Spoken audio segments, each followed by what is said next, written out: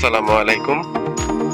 অনেকদিন পর সব ফ্রেন্ডরা একসাথে হইলাম প্লেস পার্কে। উদ্দেশ্য হচ্ছে বন্ধু রাফাতের জন্মদিন ছিল হচ্ছে 9 তারিখে। তো সারাদিন সময় দিতে পারি নাই, এই জন্য বিকেল বেলা সবাই একসাথে হইলাম। তাও একজন এই আমার বন্ধু ডিউটিরত অবস্থায় আছে।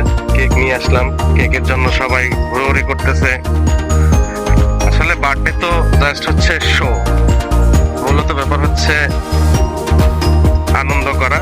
আমরা সময় সুযোগ পেলেই একসাথে সবাই এভাবে মিট আপ করি এবং আনন্দ করি। তো আজকে দূরে কোথাও যাওয়া হয় নাই, প্লেস পার্কেই যাওয়া হয়েছে। প্লেস পার্ক হচ্ছে আমাদের সচরাচর ঘুরতে যাওয়ার একটি পছন্দনীয় স্থান।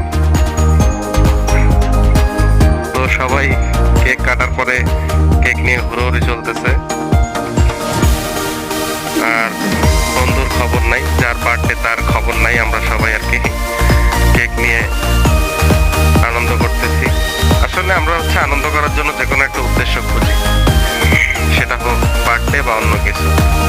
বার্থডে আসলে এই বয়সে এসে দেখা যায় বার্থডে তো আর ব্যাপার না, ব্যাপার হচ্ছে বার্থডে সেলিব্রেশন, এই যে আনন্দ সবাই মিলে, এইটাই হচ্ছে ব্যাপার।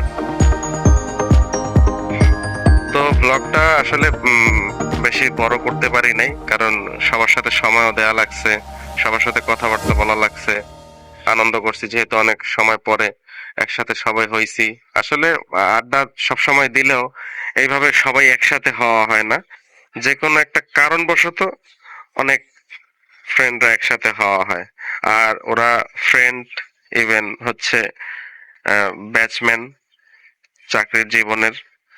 আর পার্সোনাল লাইফের ফ্রেন্ডদের থেকে চাকরির জীবনের ফ্রেন্ড আসলেই অনেক, একদিকে কাজের দিকে সময় আর একদিকে হচ্ছে পার্সোনালি সময় দেওয়া এইভাবেই পড়ে।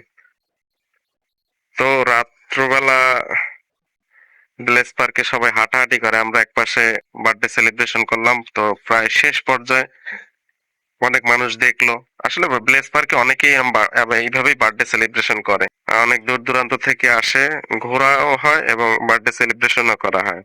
তো সবার সাথে শেষ সাক্ষাৎ করছি, শেষ বিদায় নিব। সবাই ভালো থাকবেন, সুস্থ থাকবেন। আল্লাহ হাফেজ।